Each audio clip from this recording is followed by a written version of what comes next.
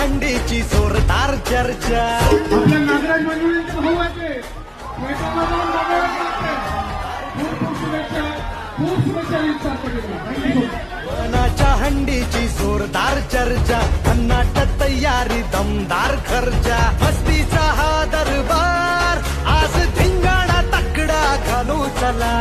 जल्लोष जय जयकार जीव बघून झालाय येडापिसा. मल्याळम लोक आहेत, केरळची लोक आहेत. एक कौतुक वाटतं की आला रे